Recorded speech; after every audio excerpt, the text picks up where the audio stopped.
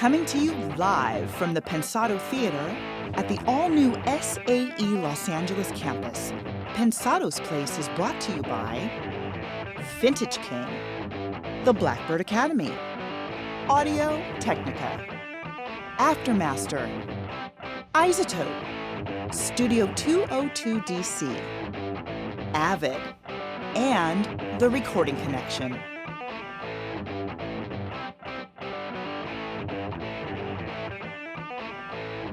Talk about hot.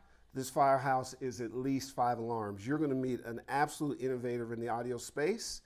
Online curriculum, something you need to know about, something we're going to discuss. Make sure you get ready to get your names in for the Avid contest, all kinds of good stuff. You're at the place, baby. It's Pensado's Place.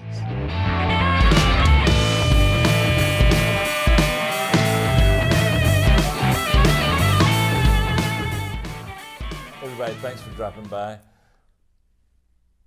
It's going to be a great show today. Can't wait to get started. What was the pause? I don't know. It's for dramatic effect. Oh, okay, got it. Well, you know I've been doing that like improv course. Got it. And my acting skills have improved. Absolutely. Post people put in a drum thing. Right? Shall we get to Let's it? don't be silly today, okay? I guess good. Is that better? Yeah. All right. Shall I go from here? Do it. Okay. Hey, everybody. Good to see you. Thank you for joining us for your weekly sojourn into all things audio. Yeah. Your likes and subscribes are so appreciated. You are the wind beneath our proverbial wings. Our strategic partners, all fabulous folks. They are, of course, Vintage King, the Blackbird Academy, Studio 202 DC, Audio Technica, Aftermaster, Recording Connection, Avid, all designated and designed and committed to making sure this show comes to you for free, so support them if you would. Please. Correct? Yeah, 100%. Speaking of, I know when I was coming through the game, and you too, where we could get information was limited. Now it's wide open. Yeah. So we're seeing an online trend toward curriculum, correct? Would you agree with that? 100%. And not just that, it's quality stuff. I mean, it's you know, it's a cliche that the world has changed, but the online curriculum community is really spectacular. I mean, it's just a modern way of learning.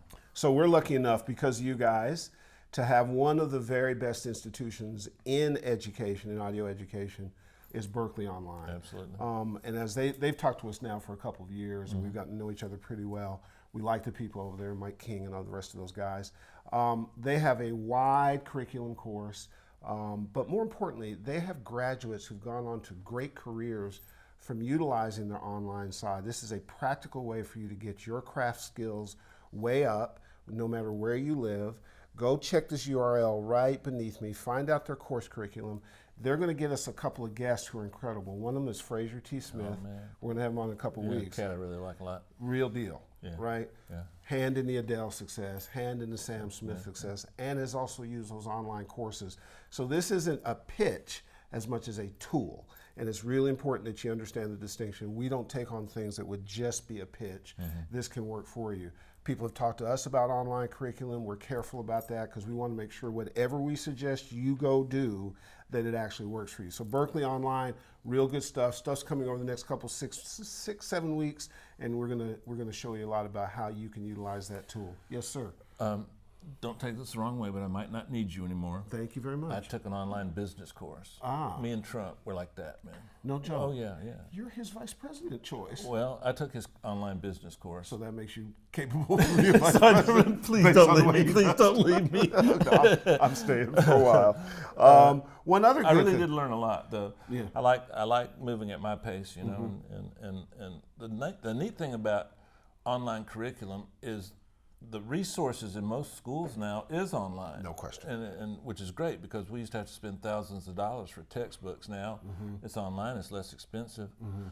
Still way too expensive, by the way, but that's another story. But it's coming down. And so the courses are already online anyway, and you can communicate with people in various ways, your teachers. It's just a wonderful way to learn. You have no reason any longer not to get yourself into higher education because you have to come to an institution. It's just, you can move forward past that.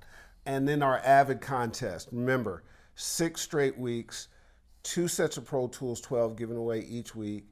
And at the end of it, grand prize winner will be an Apogee Quartet set literally, get your names there. We looked at the first week of registrants. A whole bunch of you are registering. We're going to give you another week. I did see yours, and we threw it right out. Oh, man. But nonetheless, so you're going to this destination, pensadosplace.tv/PT12. You can see it right here below me. Make sure you enter. Again, 2 given away a week for 6 weeks, all the way through the holidays. And then you're registering for the grand prize contest. We're going to do an ITL on it. We're going to do some special stuff. Thanks to Avid for giving you tools that you can utilize. Remember, this gives you the ability to collaborate with people around the world. It even allows you to get into the marketplace. You can pay for it in different ways. So it's the next iteration of what Avid is trying to do with their Pro Tools thing, and that is a system that you want to be part of. Dave, you agree? Well, I'm on Pro Tools 14. Oh, sorry. But Pro Tools 12 was good. Oh, you real liked good. it? No, I liked it. Okay, Real cool. step up from How's 11. 14? 14's amazing, man. Wow. And they skip past 13, just like elevators. They Well, don't with do 14, I only have to show up to the studio once a week. It does everything else for me. no joke. Yeah, it's really cool. Oh, that's pretty cool. Don't tell clients that. And that's why I haven't been able to find you. So, it's my opinion, Dave and I have talked about this a lot, that a lot of times studios that are constructed by people who are artists, songwriters, they have their own vision about audio, they have other kinds of things, sometimes have that special extra thing. It is comfortable for the artist, it's understanding that extra touch.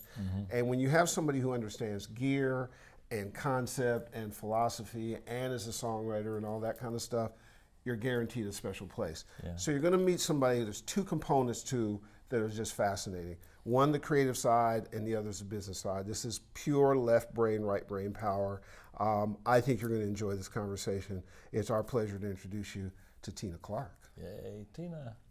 Can you believe I'm with Tena Clark? I've been wanting to hang out with you for so long. We've known each other peripherally for a lot of years. You're someone I truly admire. Thanks for coming by. You're the best. Love it. I'm going to do something I rarely do. Her credits and her accomplishments are so large. I spent about 5 hours trying to memorize, well, maybe 4, trying to memorize them, and I couldn't. So I rarely read, but I'm going to. But Tena, you've done successful, not just but like top level. My favorite soundtracks, TV shows, hit songs. What am I forgetting? Commercials, like major league commercials. She probably sold more cheeseburgers for McDonald's than anybody. I don't know if that's a good thing. And then you've worked with Patti LaBelle as a writer, as a producer. You've worked with the following: Patti LaBelle, Aretha, Shaka, Jennifer Holliday, Gladys, my friend Dionne Warwick, Patty Austin, and my favorite, Yolanda Adams. I love Yolanda Adams. I did Victory for her. She's awesome. Greg Curtis wrote that. And, oh my gosh, that was like heaven on earth. And the coolest thing ever, you're from Mississippi. That is the coolest thing. Teach these idiots how to say that correctly. You're from? Mississippi. Mississippi. Mississippi. Mississippi. It's easier to spell that way. Okay, Changor, say it. Mississippi. Mississippi. Not bad. That's right. Leandro? Mississippi. That's right. That's not bad. I got a good staff, right? Yeah, we don't want to waste our energy using all those syllables. If it's okay with you, yeah, that's true. We don't want to waste our energy on any damn thing. Right. School's a waste of time. Exactly. Too much energy. Yeah. Those times tables were just tough. I'm going to try something with you, if I've got your permission, a little different. Normally I ask these long questions, but today I'm just going to give you like a little stream of consciousness questions. Is this a test? And you fill it out, Okay. yeah. So the Pink Panther story, tell that, because that's just, I want people to know what this, I think that embodies who you are. You're a fighter, you're tough, you're fair, and you're so successful. She owns Firehouse Studios, among other things. She likes cows. Tell the story. Well, I guess, it was really when things started for me. When I was 10 years old, I started playing the drums, and my parents did not want me playing the drums because they said drums are not for a girl. Yeah. They're not. Drums are not for a girl. Oh, not for a girl? Oh, no. Back then, that was a boy's instrument, they said. So they said I could play the clarinet. So I started on the clarinet, hated it. Then I talked the band director into, could I play the trumpet? And my parents said, yes, I could play the trumpet. So I played the trumpet for a while. Then I didn't like it, and I said, because I was really trying to just wear everybody down till I got to the drums. And That's a so, Southern technique. yes. So then I said, okay, I want to play the saxophone now. So they said, the band director said, okay, but you really got to at some point make up your mind. And so I said, okay, so play the saxophone. And I played that for, about 6 months or whatever. And then I said to the band director, I said, look, I'm just not into anything but the drums. That's all I live, eat, and breathe is the drums. And so I don't care what I have to do to play the drums. And he goes, well, your parents won't let you, and they've said no, so you just got to stick with this saxophone.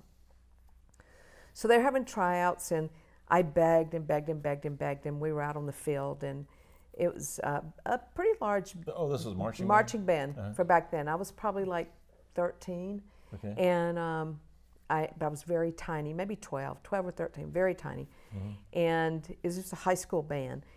And at the time, the Pink Panther was out, and that was like a big band song. That's really going to date us, right?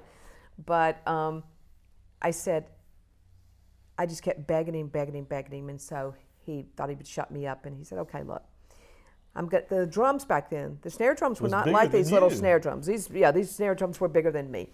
And he said to one of the guys, would you please give her that damn strap and the drum, put it on her?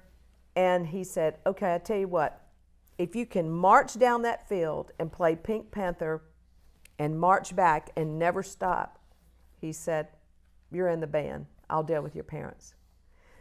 And I had on a little dress. I know it's hard to believe, but I had on a little dress. And that was, back then there was these bars, these metal bars that. He played drums Leandro played drums in a marching band. But he's so young. I don't know if y'all had metal bars that wrapped around your leg, basically. So there was the bar that, would rest on your leg. I marched down 100 yards, and I marched back, and the whole band was cheering. And I got back, and I swear, I would have never, I was gritting my teeth. I would have never let anybody know, but I was afraid to look at my leg because I felt like there was going to be blood like running down my leg. Long story short, I got back, and everybody was clapping and yelling, and he said, all right, I'll talk to your parents, and that's how I started playing the drums. Isn't that a great story? I feel like standing up and cheering or something. I don't know. And guess what? My leg was like purple. Wow. Yeah, it was, no pain, no gain. But wasn't your mom, if I remember correctly, she was involved with big bands. She wrote songs for big bands in the 40s. Regionally, she was a songwriter in the big band era. She co-wrote with the famous, at the time in New Orleans, Leon Kellner. Oh, wow. Leon Kellner and his orchestra at the Blue Room. Man. At the Blue Room, and so she drugged me down to New Orleans all the time with her, really as long as I can remember, from probably like 5 years old. And my first professional gig was at the Blue Room in New Orleans. How old were you? 15. Wow. Did you meet Hal Blaine in New Orleans, your favorite drummer? No, I met Hal Blaine. I sat outside his stage door in Las Vegas. He was playing for Nancy Sinatra. And I followed him. I listened to every record, which obviously were many, many, many, many records. He was like the drum god to me. Yeah, he is, still is. And Buddy Rich. And so I just hung out. My dad used to go to Vegas to gamble all the time. That's why most people go. Yes, but he went from Mississippi, so it wasn't just like, hey, I think I'll go to Vegas for the weekend, So I would go with him, and I knew that he was going to be playing, and I sat outside the stage door. My dad let me do that after the show, and he came out, and I said, I'm a drummer from Mississippi, and you're my favorite drummer in the whole world, and I've always wanted to meet you, the normal shtick. And he said, where are your parents? And I said, well, my dad's gambling in there. And he goes, are you staying here? And I said, yes, sir. And he said, would you like to, why don't I take you to breakfast in the morning? And I was just like, I felt like I was probably 12 or 13, something like that. Had you schlepped the drum first, or did you schlep the drum after? I think I'd already schlepped the drum. Oh, okay. And so he said, let's go find your dad and we'll ask him. So we made it over to where my dad was, and my dad said, yeah. So he took me to breakfast the next morning, and from that point he started being my pen pal. I still have all the letters. Are you serious? Yeah. He used to live on Castilian Drive, and he in Hollywood Hills, and he would send me letters on what to practice and what he was working on, and tell me certain sheet music to go buy and records to go listen to. And he was amazing. He is an amazing man, and He's still alive? yes. Wow. And as far as I know, I mean, I haven't I haven't heard from him in ages, but he was living in Vegas the last time. I'm not Vegas, but Palm Springs the last time I heard. I don't know. I hope not. This might be a bad question, but answer it anyway. Humor me, okay? You seem to attract like world-class, top of the genre mentors. How did you go on to attract Hal David and Stevie Wonder? I mean, if you name 3 people to be mentored by, I guess mentoring might be a strong word, but you learned from them. How did you meet Stevie Wonder? Well, first of all, you asked me how. It's because I had no fear. And in having no fear, you have no shame. Because, this is what I would think. Seriously, I would think. I really mean this to people that are out there pitching their songs or trying to make it or whatever. I always tell people this. This is what I would think from the time of a very early age. I would think the worst thing that can happen is I can make a fool out of myself. And I do that all the time, so what does it matter? In my case, it could be the best thing that could happen. So it didn't matter if I would get my mind set on something, and I've always been so driven, and I would get my mind set on something and be like, I'm going to meet Hal Blaine. I'm going to meet Hal David. Now the Stevie thing just kind of fell in my lap because you were working at a studio that Kansas used to work at. I forget the name. Great studio in the country, in yeah, Bogalusa. Because they eventually moved to Atlanta, and I met them working out of can't remember the studio. But anyway, it's your story. Yeah, so I was playing the drums. I was playing at a house band on the coast in Mississippi coast at the time, and I was doing some, just trying to learn the business and doing some second engineer stuff and at studio in the country, and that's when Stevie came down to do Secret Life of Plants. Secret Life of Plants, yeah. And so then so I got to hang out with them and Greg Fillingane, Michael Cimbella. Whoa. It was an amazing. That's incredible. Incredible, and it was an incredible time during the '70s. And so then when they went back, I got a call that said, "Hey, Stevie will buy you a ticket and come out to LA if you want to come hang out." And I was like, "I'm there." And so I came out and spent some time when he was doing Hotter Than July. Oh, okay. And he's a genius, obviously, as we all know, and he's a very, very, very kind, But he doesn't wonderful. go to work till 3 a.m. That's what time I got picked up every morning, was 3 a.m. 3 a.m., got picked up in the van. The record was being cut at, if I remember correctly, at IAM Studios down in Irvine at the time. Oh, wow. So we would schlep down to IAM, and it was just amazing being just hanging out and being a kid and sitting on the stool and piano stool with him and as he's writing a song. And, it was an amazing time. It really was. And then I just realized that I needed to get very serious about this music thing because, I'd always been a musician, but I needed something that was going to sustain me, I felt like, from now on. And I felt like the older I got, I realized that playing the drums, and that's all I'd ever known. And even though I'd studied under Hal Blaine, and everybody would say, "Oh, you're really good for a girl. God, you're good. Oh, your kick is bad, man. For a girl, you are like," and I would just think, I don't want to be just good for a girl. Yeah. I don't want to be good for a girl. I want to be good, really good. So I realized there was that ceiling there, and that ceiling was not going to go away. And so when I came back, I really started focusing on my songwriting, and then I moved to Nashville. So where does a Sunburst fit into all of this? Oh my God, you know all the stuff back in the day. Yeah, I'm a fan of yours from way back. Thank you. So was that an outgrowth of this need to not just do music, but to use it as a source of income? Obviously you're a musician at your heart. You can't change that, but to earn a living doing music. Was that where that came from? Was that a diversion, or was that a... That was a means to an end. That was, at the time, I was also working as a second engineer at another studio in Jackson, Mississippi, and and then I did some sessions over at Malaco, and I worked at this other studio, which I can't remember what the name of the studio was. There was only 2 studios in Jackson at the time, but I really wanted to get to Nashville, and so the guy that was running the studio at the time said, "Tena, you've played, every band from Texas to North Carolina. You've played in every club from Texas to North Carolina. I can tell you how to make some quick cash."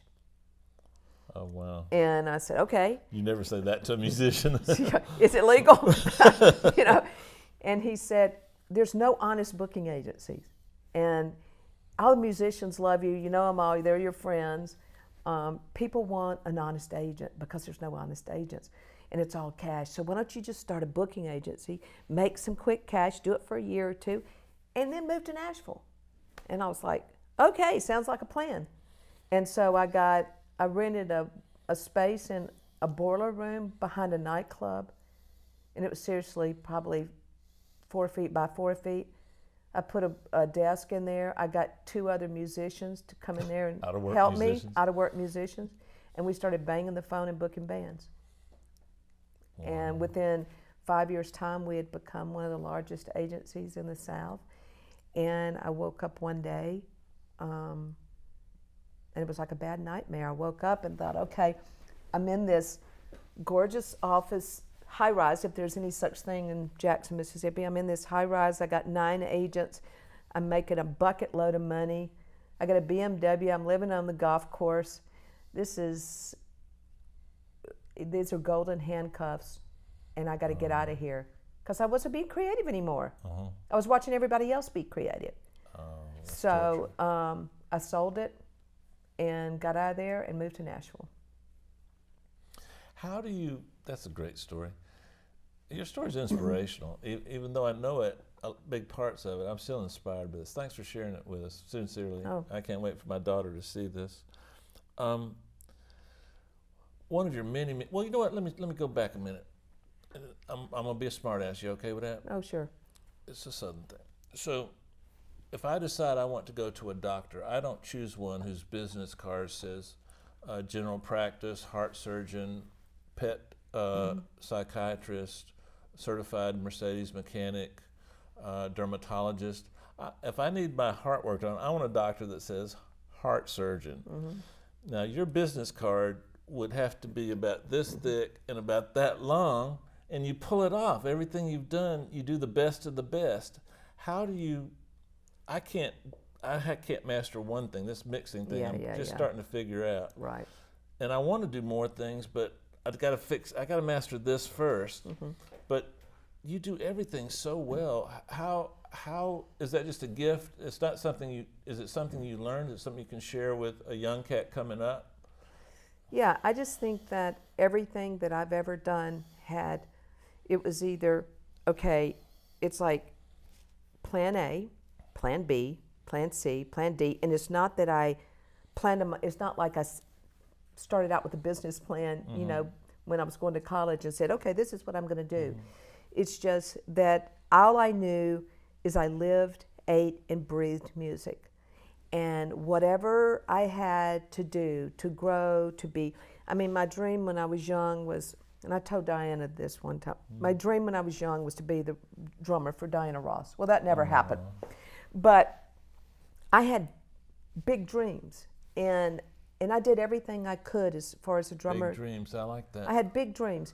And I think that it's just about staying driven.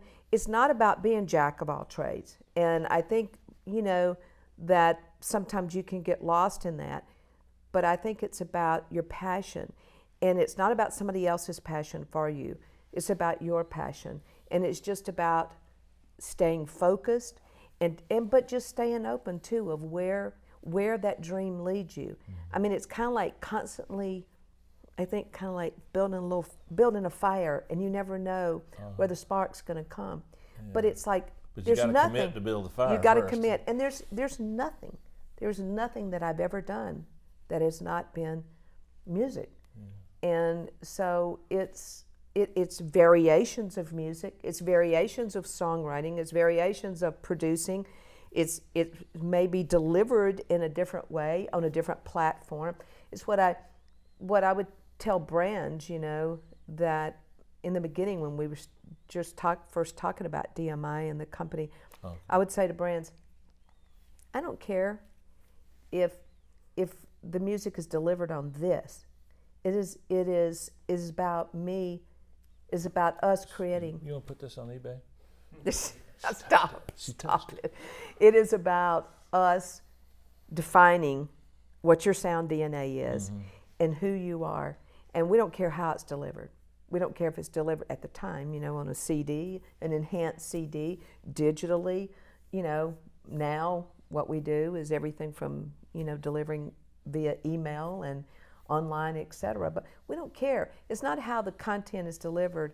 It's about what you're delivering. And you're talking about DMI Music and Media Solutions. Yeah, I'm sorry, I've jumped ahead. No. You already mentioned, but I just want to get that name out. Check this out, DMI Music and Media Solutions. It's DMImusic.com if you go into DMI Music. Yeah, I recommend going there.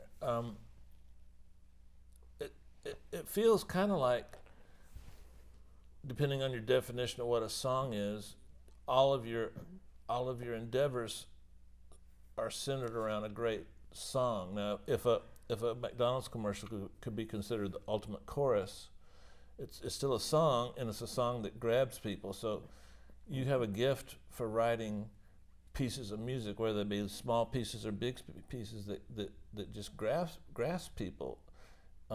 How important was your upbringing in that? Did your mom influence you? Did Mississippi influence you? As we both know, I'm not sure there's another state in the nation that has so much musical influence on the world as Mississippi.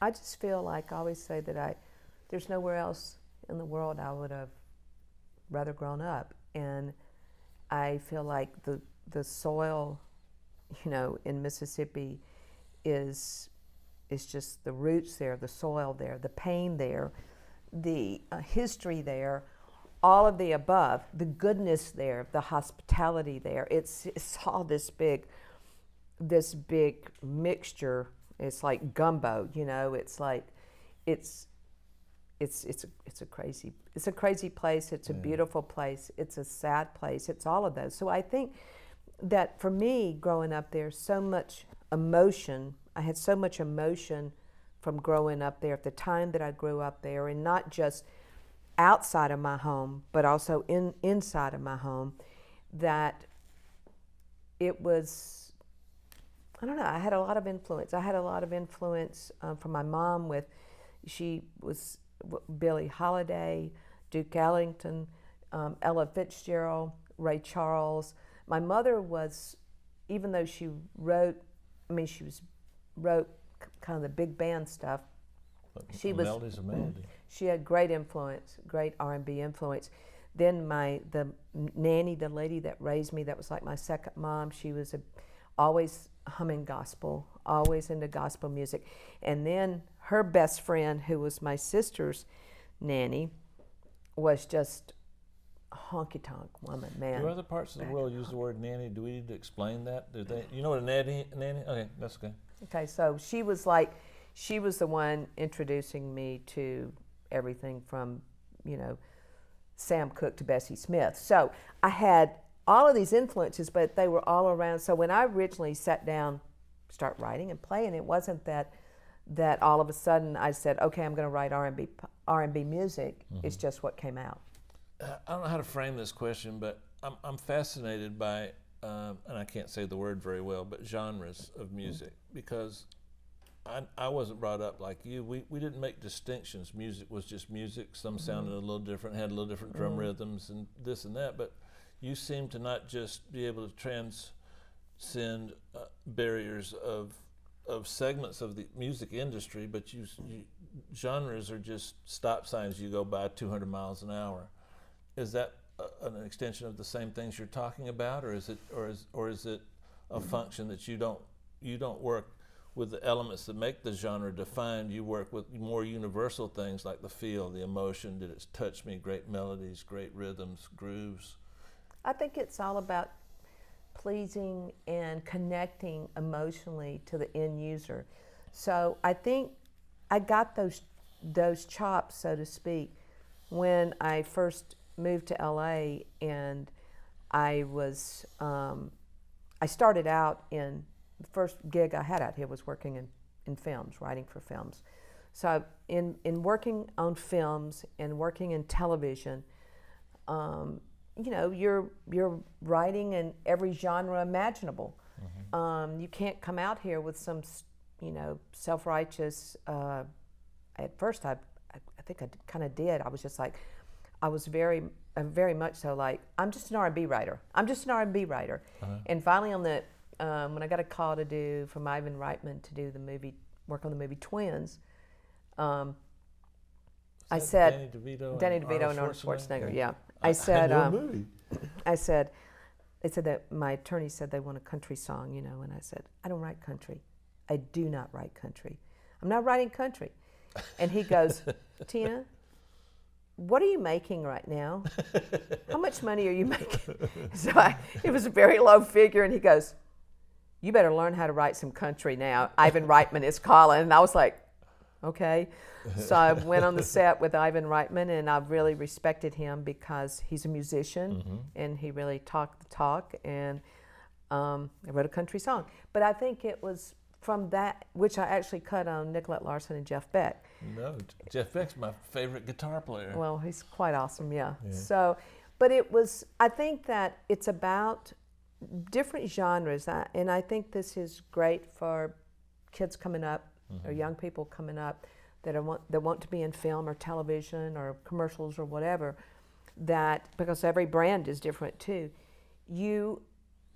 It has to be an immersion of yourself, but you have to always, as people pick on me that I work with in all of these different mediums, because I always say, like Bonnie Greenberg, you know who Bonnie Greenberg is, who I adore and worked with a lot. I just say, Bonnie, just give me the intent. What is the intent? What is the intent? Or I'd say to a director, give me the intent. What is your intent here? What do you want capsulated? What do you want? And that's, so I would have like blinders on. I would not get sidetracked with the entire arc of the film, because if that director or music supervisor wanted me to write for a particular scene, then that's where I was going to live. It did not matter what happened before or what happened after. It was about that particular scene. I think the same thing goes with brands, you know, because every brand is different, and it depends on who their demographic is, who they're trying to reach, what they're trying to convey, how they're trying to connect to them.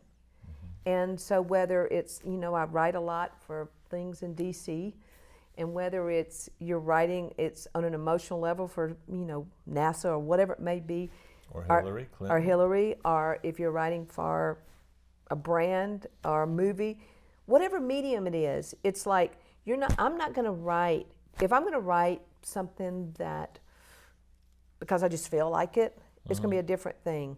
If I'm writing something for a particular situation, then that's where I live, and I think that's really a lot like actors and actresses, because you have to be that character. You have to become. But shouldn't just a song that goes on the radio, a Taylor Swift song, should be with the same approach, or an Adele song is a great example. That laser focus probably actually applies to everything from brands to.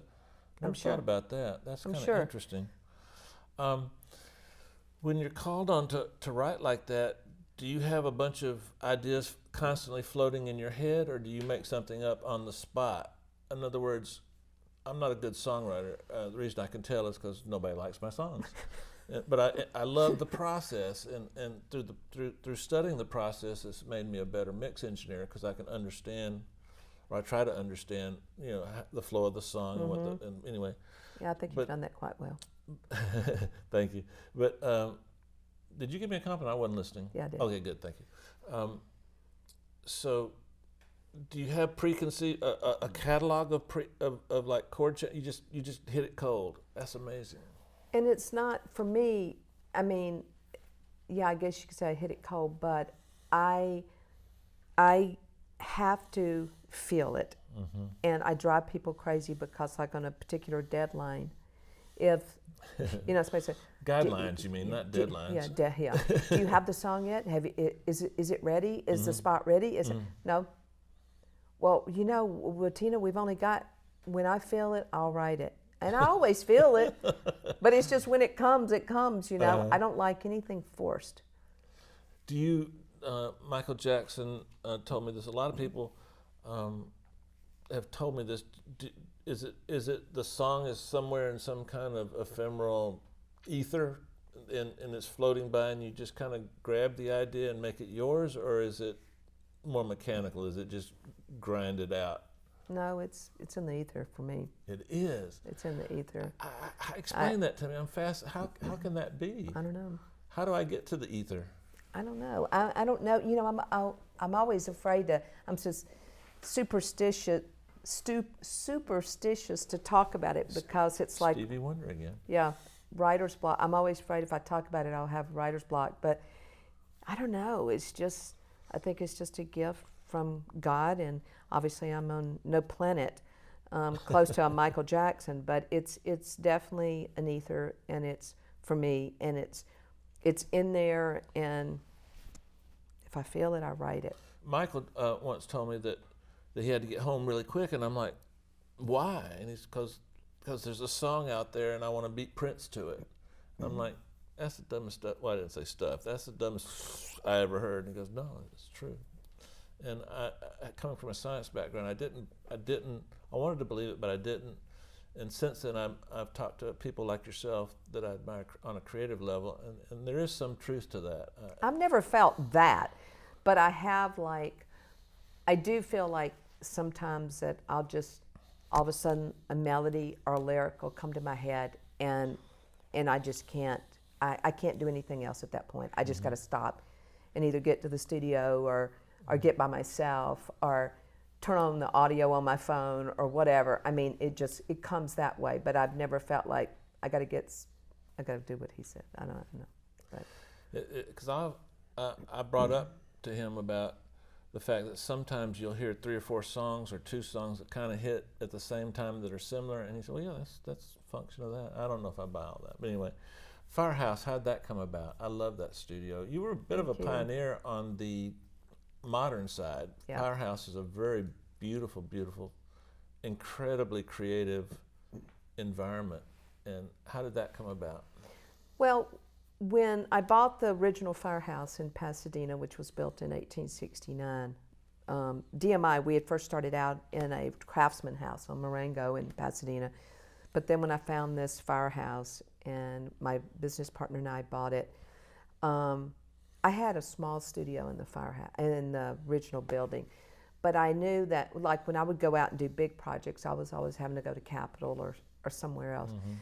And so when there a building, another historical building right behind us became available, and I just felt like that we needed to really go big because we were going to have to build 2 smaller rooms anyway, so why not offset the cost of the smaller rooms by having the big room, and that one we would, rent out as well as I would use it. And so I got George Newbern at the time to do the Studio 440. He did my room at Larrabee. Oh, he's amazing. Amazing.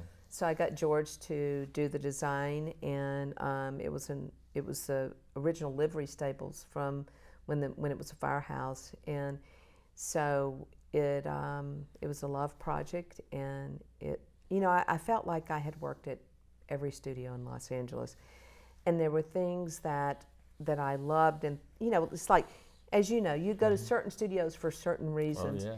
But at the time, when I was in the studio day in and day out, I had a little girl, my little girl who's now 29. But it was always important to me, if a Neve board was in this studio and a Neve board was in that studio, and this studio had a place for my kid to do her homework and study and watch TV and would be okay, I would choose that studio. So I wanted a studio that was comfortable, and I wanted a studio, I wanted a place what I felt was that where Mississippi met LA. So all of my paintings on the wall are from a very famous artist in Mississippi. And so, but I wanted the Southern hospitality, but I wanted the high tech. And we stepped out on a big limb because at the time, pretty much 90% of the old guys, including myself, were not wanting to move off of consoles, of analog. We're not wanting to move off. And yeah, there was these little things you could roll in, if somebody insisted. Yeah, and they brought somebody just to work it. Yeah, just somebody to work at these younger dudes. We'll let them do that. But nobody really wanted to, so it was like, it was told to me. I mean, people said, Tina, if you're doing this for yourself, fine, but, you're not going to get a lot of people over there right now. So we thought, okay, we could go analog, but we're really going to be just, drinking some old Kool-Aid here. And we need to, what we should do is have all of our pre's have great analog pre's, but go all digital. And, I have to say, the first 2 years, I didn't build the studio to make money. I really didn't, because that's quite difficult to do, make money in a studio. I built the studio because all I cared about was breaking even. And the first few years we did not, because it was a growth thing. It started growing and growing and growing. Of course, now the rest is history. But we took a big leap. You helped all of us that were thinking about going hybrid and like doing some work in the box, some of the work at Larrabee. And at that time, we all used you as the example of that it's okay, And I don't know if you knew that. No, I didn't. Yeah, you were definitely a pioneer in that area in Los Angeles. Thank you, I didn't know that. Today, what percentage of Firehouse is your personal use, and then outside people, because other people can use Firehouse? Oh yeah. And you should, by the way. It's an amazing place. Thank you. I was about to suggest a tour, but I'm not going to do that. But you should go to the old part of Pasadena, and if you guys should come out and we'll do a tour of the studio.